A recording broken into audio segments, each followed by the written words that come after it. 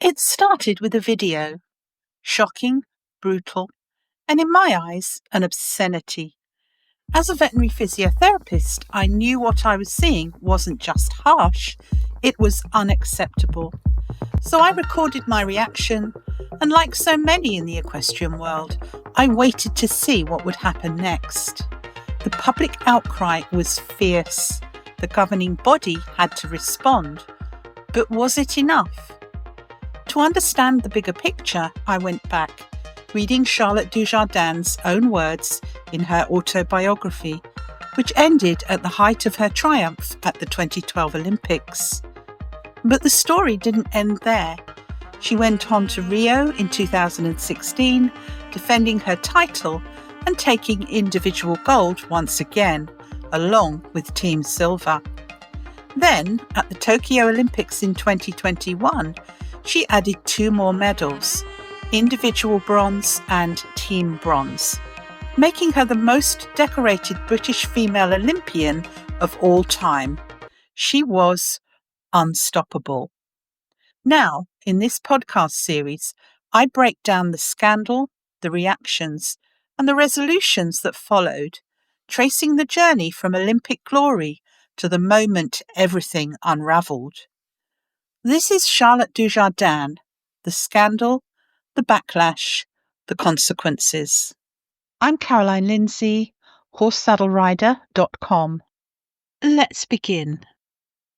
Here are several clips from various interviews with Charlotte Dujardin over the years that I've included as a background to her fall from grace.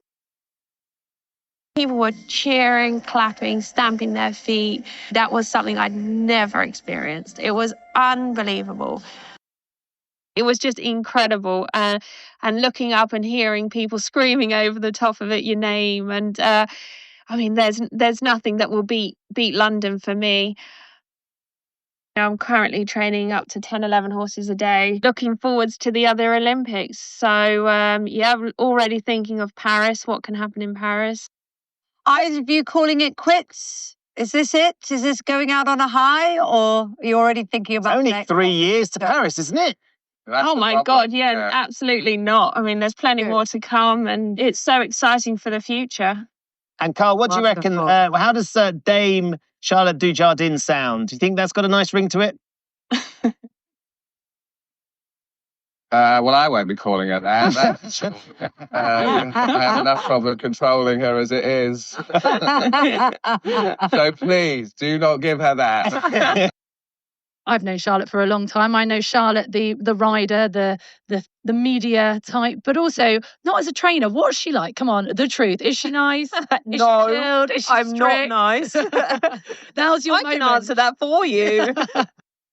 Then, amidst the excitement of the run-up to the Paris Olympics, the scandal broke in spectacular fashion. Good morning, Britain. One of the country's most decorated Olympians is banned just days before the Games, accused of abusively whipping a horse. We have the exclusive and distressing video. Charlotte Dujardin is seen repeatedly striking the animal. We have more of the footage that's led to an investigation and threatens to destroy one of British sport's most celebrated careers. We saw the scenes, didn't we, on Monday, where people were talking about the fact that she's set to be the most decorated female Olympian. There is the timing of the release of this video, and it being leaked out and it being available on the internet just before the Olympics. So there's something tactical going on there as well, I think. Well, Carlton, this has come as a huge blow to Team GB. It's out of nowhere. No one could see this one coming. And obviously, it's very upsetting. Well, it's upsetting for everybody, but particularly upsetting for equestrian fans. The Charlotte thought that well, huge for her to become an all-time great, to become an even bigger household name. But the emergence of that video that you've just been shown there, interestingly, just days before the start of the Games, has not only stopped her from competing, but the emergence of this video ended Charlotte Dujardin's hope of competing in the Summer Olympics. In it, she repeatedly beats a horse she's training with a long run. A complaint was lodged on Monday. Dujardin has since said what happened was completely out of character and does not reflect how I train my horses or coach my pupils. However, there is no excuse. I'm deeply ashamed and should have set a better example in that moment. She says it was filmed 4 years ago. The whistleblower who released it says it was 2.5 years ago. Regardless, the question remains, why now? The Olympics are showing up now. And then she was thinking, okay, I cannot wait any longer. I must protect this, and I must make sure that dressage will change, and I can do it only like this. Meanwhile, the International Federation for Equestrian Sport says Charlotte Dujardin requested to be provisionally suspended pending the outcome of the investigation and from the Paris 2024 Olympics. She needed just one more medal to become Britain's most successful female Olympian. That will not be happening this summer. Jonathan Twain, Good Morning Britain, Paris. The national press began to take an enduring interest. The Guardian, on the same day, ran an article for which the heading was Dujardin banned from Olympics over allegedly whipping horse 24 times. 3-time dressage gold medalist is deeply ashamed. FEI imposes 6 months suspension over coaching video. And the story? The 39-year-old, who won 6 dressage Olympic medals in London, Rio and Tokyo, has been suspended after a video emerged of the incident that occurred when she conducted a coaching session to a young rider in a private stable several years ago. The Dutch lawyer, Stephen Wensing, who is representing the 19-year-old who filed the official complaint against Dujardin, said that he was pleased that the International Federation for Equestrian Sports, the FEI, had taken such a strong stand. Charlotte Dujardin was in the middle of the arena, he said. She said to the student, "Your horse must lift up the legs more in the canter." She took the long whip and she was beating the horse more than 24 times in 1 minute. It was like an elephant in the circus. At that time, my client was thinking this must be normal. She's an Olympic winner. Who am I to doubt? My client asked around and was warned against speaking out in the UK. But last year, my client saw others suspended in the UK and elsewhere. And this weekend, she eventually made a decision to let me admit the complaint to the FEI. And that happened yesterday. The FEI took this immediately very seriously. British Equestrian refused to directly comment on Wensing's allegations. However, the organisation's chief executive, Jim Eyre, admitted the allegations against Dujardin were serious. As the guardians of equestrian sport, we must uphold the highest standards of equine welfare. The horse's well-being is paramount, he said. We have been in close liaison with the FEI on the matter and will fully comply with any request to fulfil their investigation and support the robust processes around such complaints. The allegations made are serious and the consequences far-reaching, but upholding the integrity of our sport remains our priority. Dujardin, who had been a leading contender to be Team GB's flag bearer at the opening ceremony, withdrew from the Games on Tuesday afternoon, hours before the FEI confirmed that she had been provisionally suspended for 6 months. In a statement, she did not address directly what she had done in the video. However, she admitted that there was no excuse for her behaviour and that she was deeply ashamed of the error of judgment. What happened was completely out of character and does not reflect how I train my horses or coach my pupils. However, there is no excuse, she added. I am deeply ashamed and should have set a better example in that moment. It was hardly a moment. It was 1 full minute of 24 lashes with a lunge whip. I'm sincerely sorry for my actions and devastated that I have let everyone down, including Team GB fans and sponsors, she added. I will cooperate fully with the FEI, British Equestrian Federation and British Dressage and will not be commenting further until the process is complete. In its statement, the FEI said that Dujardin was ineligible to participate in the upcoming Paris 2024 Olympic Games or any other events under the jurisdiction of the FEI. It confirmed that Dujardin had admitted being the person in the video that it had received and had apologised for her behaviour.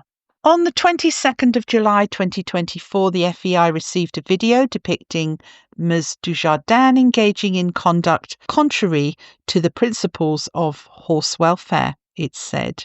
This video was submitted to the FEI by a lawyer representing an undisclosed complainant.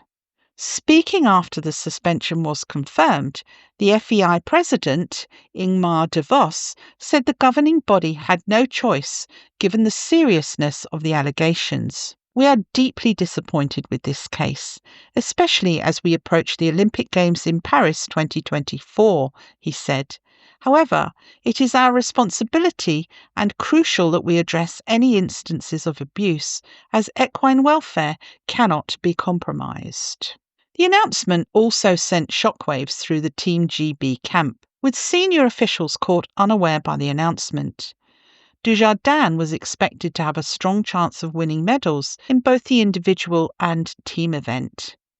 Travelling reserve Becky Moody will take Dujardin's place with Jager Bomb, along with Carl Hester and Charlotte Fry.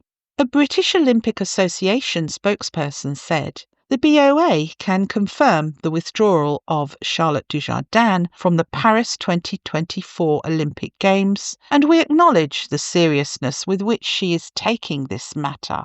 As a result of her withdrawal, we will be applying to bring in a reserve athlete under the IOC's late athlete replacement rules."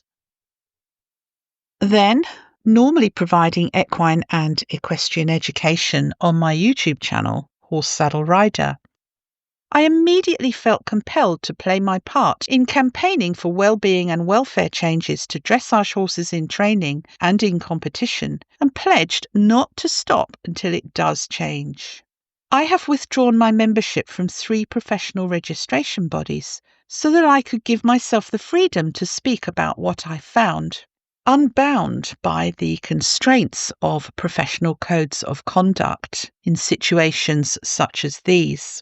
Here is the dialogue to my reaction video to the whipping incident, and I had not previously viewed the film before reviewing it.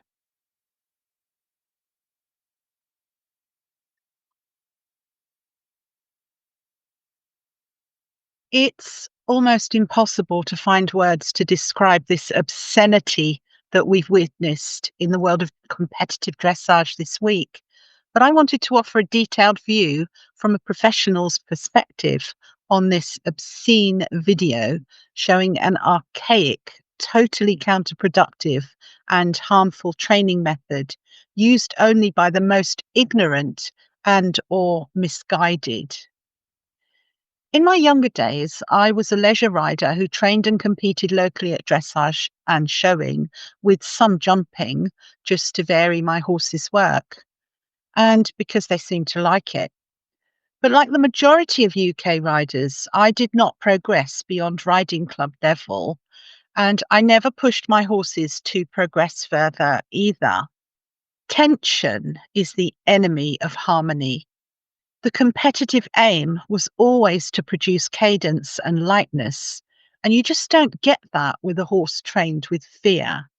I have my sports therapy degree as the foundation for conditioning and injury prevention, and my horses were sound except for one rescue horse. But my horses all lived long and contented lives. Like many others, I find this ugly display painful to watch, but as a professional, I feel that I'm duty bound to speak for the horse and to do what I can to stop this happening to others, including riders and onlookers. I'll be commenting on the method from a training perspective and offering an explanation of the circumstances that could have provoked it. As an equine veterinary physiotherapist, at one time multiple horse owner of all ages, a competitor, trainer, horse and rider sports therapist, this display is neither coaching nor training and has no place in the world we live in, competitive or otherwise. I'm sure I'm not the only equine and or equestrian professional that is working so hard for the horse's well-being and who feels like their lifetime of work is entirely wasted on those who clearly need our input the most, but who are just not open to ethical methods, despite the massive resource available at their fingertips on the internet. Besides, how is it that trainers can cause suffering, but therapists who address that suffering have to be carefully trained and monitored? I'm getting to the video shortly, but I feel compelled to say this, and I believe I'm the first to point this out. But I sincerely hope that somebody's keeping a close watch on the parenting skills of this individual's 18-month-old child, because the younger rider in this video was, in my view, subjected to a deeply traumatizing event which they couldn't escape from any more than the horse at that time. I see an element of child abuse in this video, albeit indirect, because children typically form close bonds with animals, and to have one beaten in front of them while they're riding, as I see it, is equally as cruel as what has been inflicted on the horse. I would doubt that the young rider has fully recovered from the incident, because that would stay with me for my lifetime. And in my view, females are inherently, instinctively nurturing, and I'm very suspicious of any females who appear to not have that attribute, especially after they've become mothers. This video is primarily about the bigger picture here, and I wanted to offer some context. I'll first cover this vile training method based on senseless delivery of punishment until the horse can guess what the abuser requires so that the punishment will cease. But let's first read the news article for the background, because I want to stick to facts for my analysis. So this latest article from the Horse and Hound clarifies some key points. Following the withdrawal of Charlotte Dujardin from the Paris Olympics and subsequent suspension by the FEI over a video that shows her engaging in conduct contrary to the principles of horse welfare, Horse and Hound contacted Stefan Wensing, the Dutch lawyer representing the claimant who filed the official complaint with the FEI, to clarify some of the conflicting reports. Well, I think I see a little conflict there already, because as I read it previously, Charlotte withdrew from the Paris Olympics rather than being suspended for this incident. But it's a minor detail. Perhaps it's just how it reads. One of these was when the incident took place. While Charlotte's statement, which can be read in full below, said the training session was 4 years ago, Mr. Wensing disputes this. My client insists the video was filmed 2.5 years ago and not 4, which would have been impossible because of the pandemic. He added that the girl riding the horse in the video is not in any way involved in raising the official complaint. His client is the one filming, and the girl on the horse in the lesson has nothing to do with it. My client was a former student of Charlotte Dujardin and had been to her barn a couple of times and had noticed what she now considers abuse. So this suggests that the person filming the video is the one who is the whistleblower. And I'm thinking, well, here's a 15-year-old girl. She is a minor. Where are the parents? Is that the parent filming? Or we can hear another voice speaking. And in fact, we can see another person or two persons in the mirror.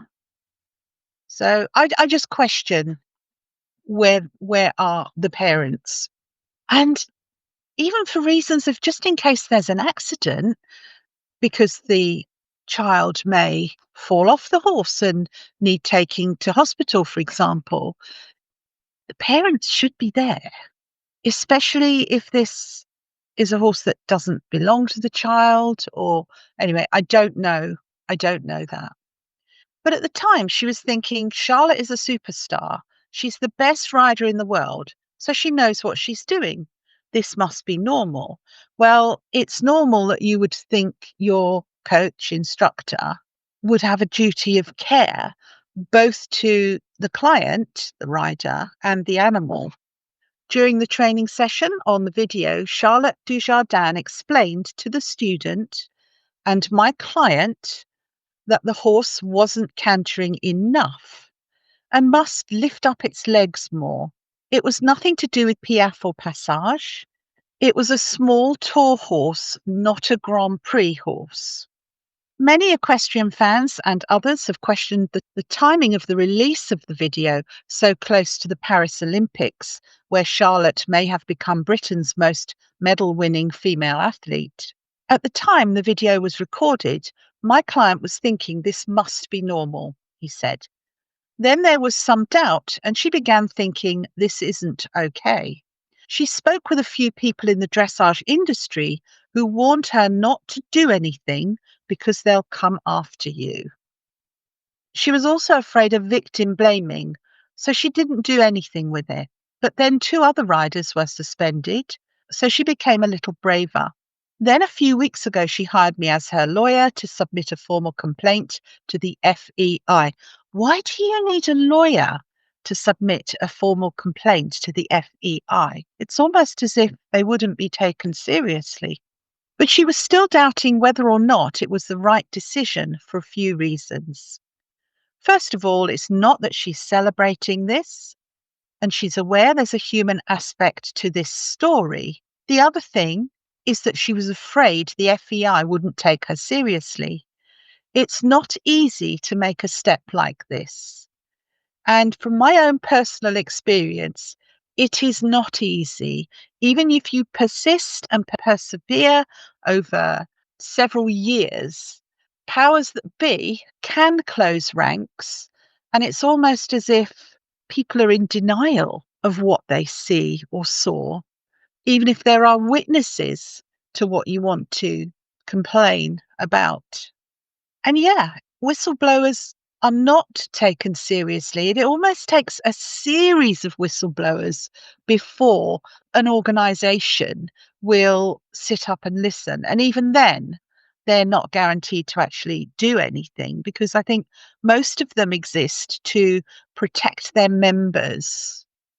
Mr. Wensing described comments suggesting that the timing of the complaint was designed to sabotage Britain's medal hopes as ridiculous.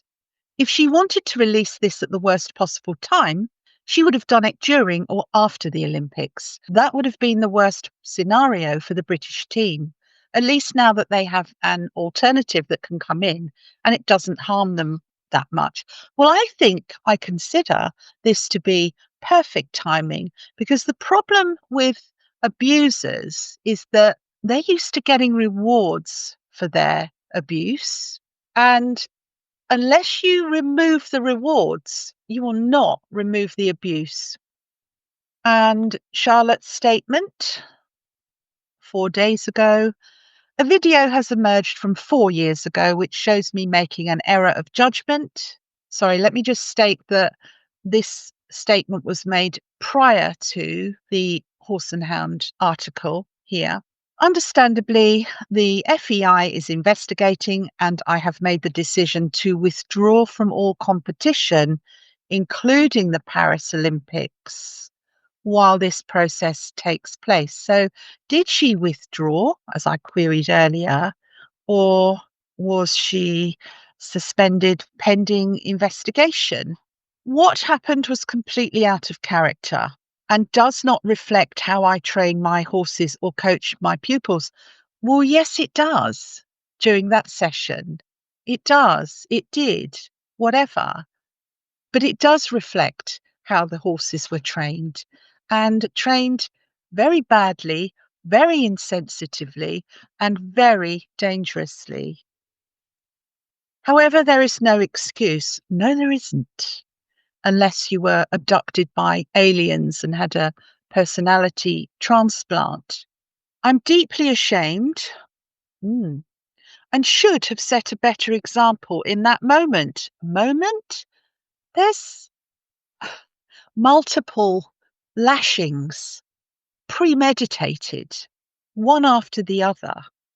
And yes, I question how she is around young riders. I'm sincerely sorry for my actions and devastated that I have let everyone down, including Team GB fans and sponsors. Yeah, for someone who's been an ambassador for more than a decade for this sport, although I'm reluctant to call it a sport now, she's potentially single-handedly closed it all down. And this all makes a case for competitive riding to be ended. I will cooperate fully with the FEI, British Equestrian Federation, and British Dressage during their investigations, and will not be commenting further until the process is complete. Yeah, for sure. If you found this episode thought-provoking, make sure to subscribe so you don't miss the next one. And if you enjoyed this deep dive, leave a review. It really helps more equestrians and horse lovers find the podcast. You can also join the conversation on the Horse Saddle Rider YouTube channel. And finally, I'll be giving you more insights into the equestrian world. So be sure to come back and join me so that together we can campaign for better conditions for our sport horses.